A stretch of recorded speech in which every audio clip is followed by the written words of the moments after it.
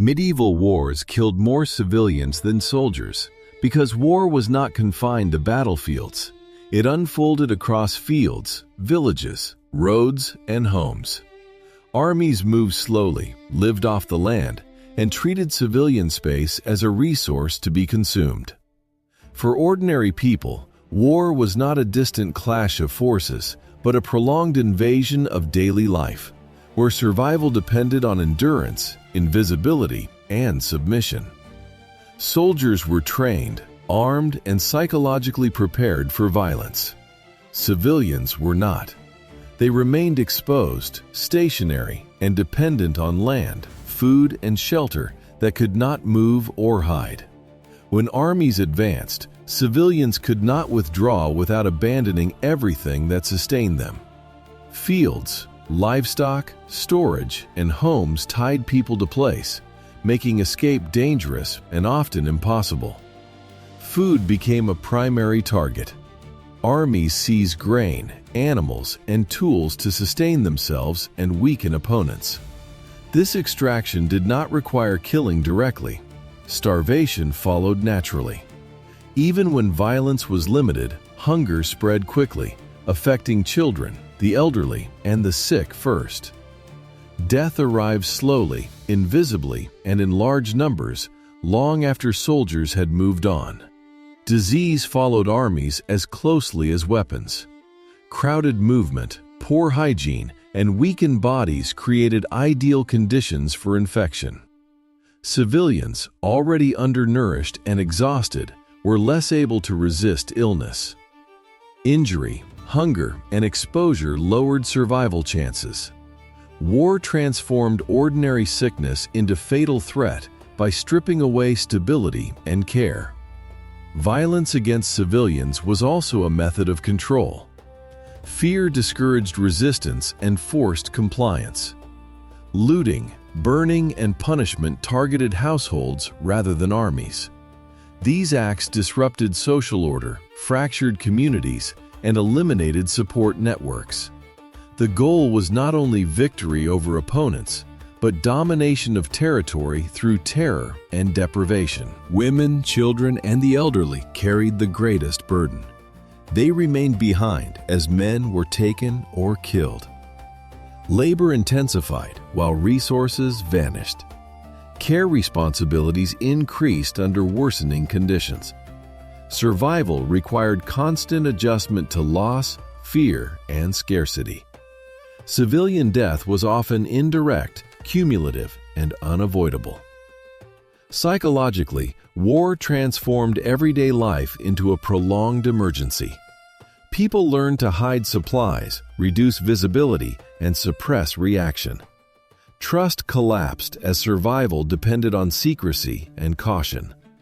Communities weakened under pressure, and isolation increased vulnerability. Civilians were not collateral to war, they were embedded within it.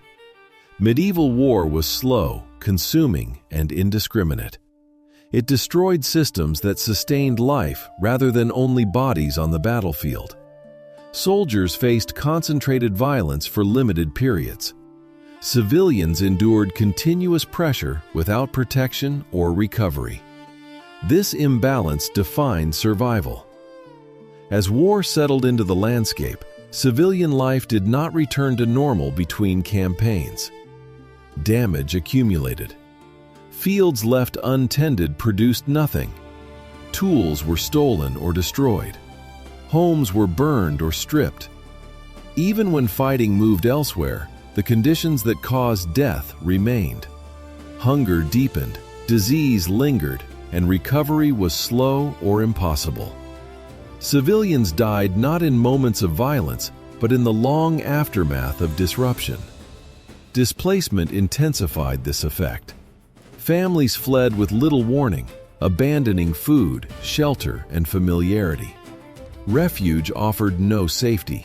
Roads were dangerous, supplies scarce, and strangers unpredictable. Crowding increased exposure to illness, while exhaustion weakened resistance. Many died without ever encountering soldiers directly. Movement itself became lethal. Social structure collapsed under pressure.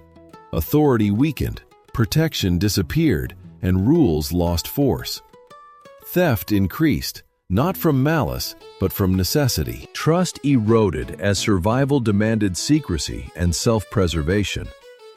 Communities that once shared labor and resources fractured, leaving the most vulnerable isolated. Without cooperation, endurance failed faster, and death spread unevenly but relentlessly. Psychologically, civilians lived under constant anticipation of loss. Fear narrowed attention to immediate survival. Long-term planning disappeared. Emotional energy was consumed by vigilance, hiding, and restraint. Grief was rarely processed because loss was continuous.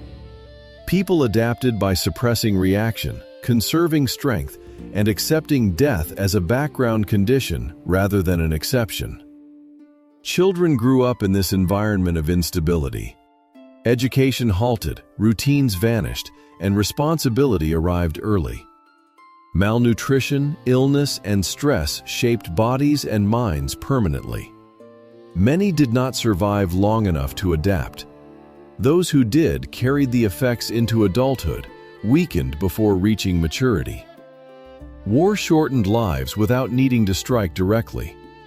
Even when violence subsided, the imbalance remained. Soldiers could retreat, be resupplied, or disband. Civilians stayed among ruins.